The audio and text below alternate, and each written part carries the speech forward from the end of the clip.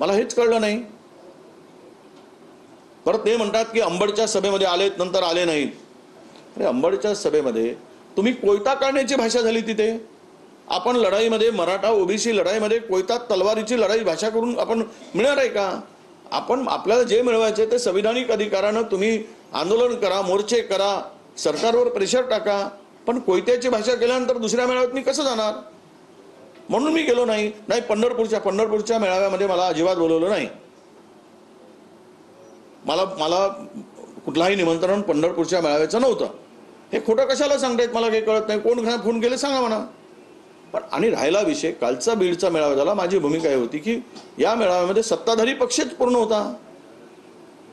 सत्ताधारी पक्षांनी मोर्चे काढायचे किंवा सत्ताधारी पक्षांनी रॅली घ्यायची, तिथे ओबीसीना सांगायचं की आमचं वाटोळं झालंय आणि सरकारमध्ये तुम्ही भूमिका तिथे मांडायची नाही. त्यामुळं जरांगे पुराण आता खूप झालं असंच मी म्हणालो. माझा एकच शब्द होता, जरांगे पुराण करत बसा, पण सरकार पुराण सुद्धा सुरू केला पाहिजेत. ज्याने आमचं वाटोळं करायसाठी तो GR काढला, तो GR रद्द झाला पाहिजेत. ही काल पण भूमिका होती, आज पण आहे. त्यामुळे नुकसान होत आहे ओबीसीचं. कुठल्या नोकऱ्या मिळणार नाहीत. MBBS मध्ये, डॉक्टरमध्ये, तुमच्या एज्युकेशनमध्ये त्यांना सवलती मिळणार नाहीत. सगळ्या सवलती खाऊन घेतील मोठा समाज. हा गरीब समाज काय करेल? 375 जातीचा या समाजाचं काय होईल? ही माझी लढाई आहे. त्यामुळे भुजबळ साहेबांनी मला का टार्गेट केलं? मी तर कधी त्यांचा दुश्मन नव्हतोच, कधी त्यांचा विरोधही केला नाही आणि कधी त्यांच्या प्रश्नावर, भूमिकेवर प्रश्नचिन्हही उपस्थित केलं नाही. मला बोलवलं त्या ठिकाणी, सगळ्यांना निमंत्रण आली. मला हे नव्हतं आणि माझ्या मतदारसंघात कार्यक्रम होते, त्यामुळे मी तिथे जाऊ शकलो नाही. एवढाच त्याचा अर्थ होता. बबनराव तवाडेने तुमची भूमिका मांडली, तुमच्या बाजूने बाजू घेतली आहे आणि कुठेतरी भुजबळ यांच्या कुठेतरी विरोध केला आहे बबनराव तवाडे. बघा, आता ज्यांना जे वाटतं ते, भुजबळांची भूमिका आणि त्यांची भूमिका काय आहे हे बघा.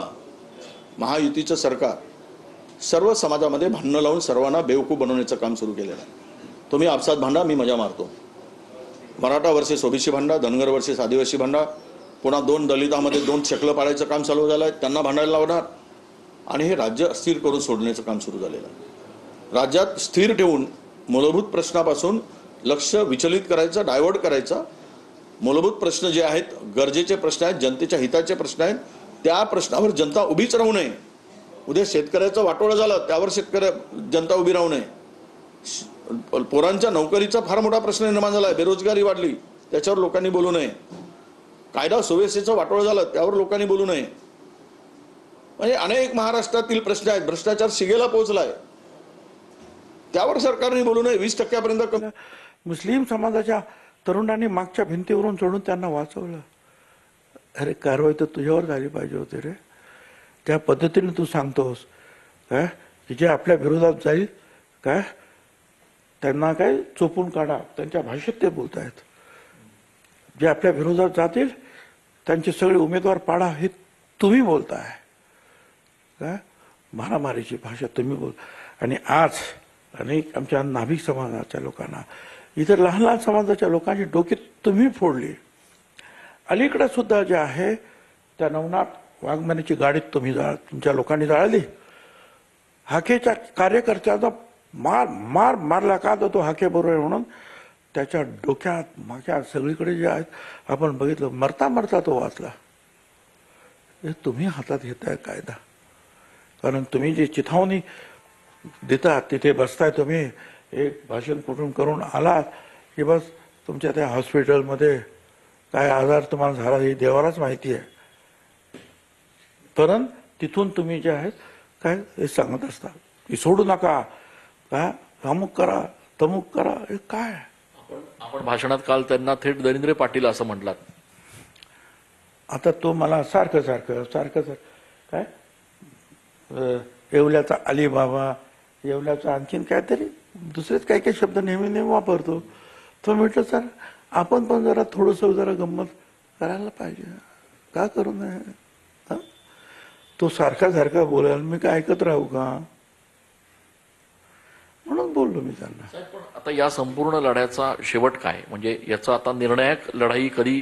शेवट हाच राहील की ओबीसी भटक्या मुक्तांचा विजय होईल. तो कोर्टात होईल, तो राजकारणात सुद्धा होईल. खूप खूप धन्यवाद. खूप खूप धन्यवाद भुजबळ साहेब. भुजबळ साहेब यांनी आपली संपूर्ण भूमिका जी आहे ती या ठिकाणी स्पष्ट केलेली आहे. ओबीसींचा विजय हा कोर्टात होईल, तो राजकारणात होईल, असं सूचक वक्तव्य देखील त्यांनी या ठिकाणी. विरोधक ओबीसीच्या बाजूनं ताकदीनं उभे होत आहेत. त्यामुळे ते मग सरकारने काही ओबीसी नेत्यांना समाजाच्या कार्यकर्त्यांना पुढे करून तो विषय हायजॅक करायचा प्रयत्न केला. मला विषय माझा एवढाच आहे की सगळ्यांनी मिळून काम केलं पाहिजे. पण कालची भूमिका काही संबंध नसताना हे भाजपच्या इशाऱ्यावर मी स्पष्ट आरोप करतोय.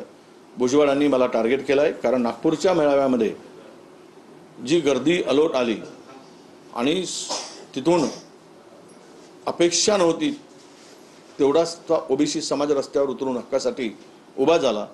त्यामुळं भारतीय जनता पक्ष घाबरलं, सरकार घाबरलं आणि भुजबळ साहेबांना पुढे करून मला टार्गेट करण्याचं काम सुरू केलं.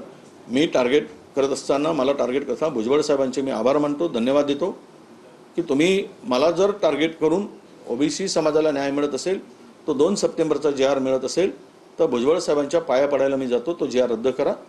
तुम्ही आमचे नेते आहात आणि तुम्ही ओबीसीचे आश्रयदाते आहात. पण तो JR रद्द झाला तर त्यांच्या पाया पडून त्यांचा आशीर्वाद घेईल आणि भुजबळ साहेबांना सांगेन की आयुष्यात तुमच्या नेतृत्वामध्ये ही लढाई तुम्ही जोपर्यंत लढाल त्या लढाईमध्ये मी सामील होईल. थँक्यू. झालं ना, मी क्लिअर केलं. अजून काय त्याच्यावर विषय? तो एक महत्त्वाचा प्रश्न होता. काँग्रेस पक्ष स्वतंत्र काळाचा पक्ष आहे आणि त्या काळात तू वावरला आहे असं संजय